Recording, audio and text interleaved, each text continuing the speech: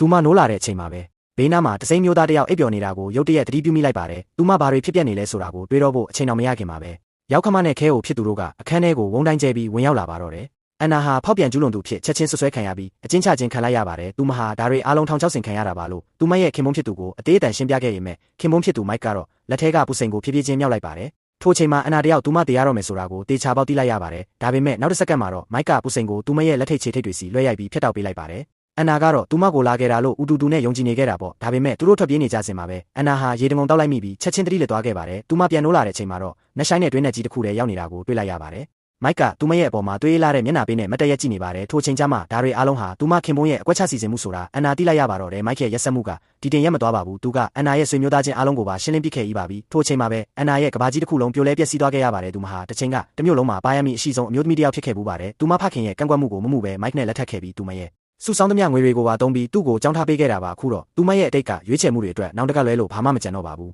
ဒါပေမဲ့မိုက်ကတော့တစ်စက္ကန့်လေးတောင်မဝေခွဲပဲကော်ပြားကိုမှပြီးတော့သူမကိုအရှင်လက်လက်မြေမြုပ်ပစ်လိုက်ပါတော့တယ်သူဒီလောက်ထိရက်ဆက်ရတဲ့အကြောင်းရင်းကတော့ရိုးရှင်းပါတယ်တိုင်းပြည်ရဲ့မင်းသမီးကသူ့ကိုသဘောကျနေလို့ပါပဲစိတ်ကူးလို့တောင်မရတဲ့စီးစိမ်ချမ်းသာနဲ့အာနာတွေအတွက်သူဟာကိုယ်စနီးရင်းကိုတောင်တက်ဖြတ်ဖို့ဝန်မလေးခဲ့ပါဘူးဒါပေမဲ့ဘယ်သူမှမထင်မှတ်ထားတဲ့အရာတစ်ခုဖြစ်ပျက်ခဲ့ပါတယ်အန်နာဟာတေမသွားခဲ့ပါဘူးမိုးတိထန်စွာရွာသွန်းမှုကြောင့်မြေကြီးတွေပဲ့ကျွေသွားပြီးသူမဟာအုတ်ကူထဲကနေရုန်းကန်ထွက်မြောက်လာခဲ့ပါတယ်ထိုအချိန်မှာပဲသူမရဲ့ဘဝတစ်ခုလုံးကိုထာဝရပြောင်းလဲပေးမဲ့သူနဲ့ဆုံတွေ့ခဲ့ရပါတယ်နောက်တစ်နေ့မှာတော့ဝန်ကြီးချုပ်ရဲ့တမီးဖြစ်သူကတရင်ကထိုနေရာကိုမတော်တဆဖျက်တမ်းသွားရင်အန်နာကိုကယ်တင်ခဲ့ပါတယ်အန်နာတတိယလာတဲ့အချိန်မှာပဲအသက်ခံရလို့နှီးပါဖြစ်ခဲ့တဲ့တစ္ဆာဖောက်ခံရမှုအရေးအယောင်တွေကစိတ်ထဲကိုပြန်လဲရိုက်ခတ်လာပြီးမြစ်ထဲကိုတန်းပြေးပါတော့တဲ့ကတရင်ကသူမကိုချက်ချင်းသားစီးလိုက်ပြီးအရှုံးပေးမဲ့အစားပြန်လဲတိုက်ခိုက်ရမယ်လို့ပြောလိုက်ပါတယ်ထိုစကားလုံးတွေကအန်နာကိုနိုးထသွားစေခဲ့ပါတယ်သူမကတော့သူမရဲ့ဘဝကိုဖျက်ဆီးခဲ့တဲ့သူအလုံးကိုပြန်လဲလက်စားချေဖို့တစ္ဆာဆိုလိုက်ပါတော့တယ်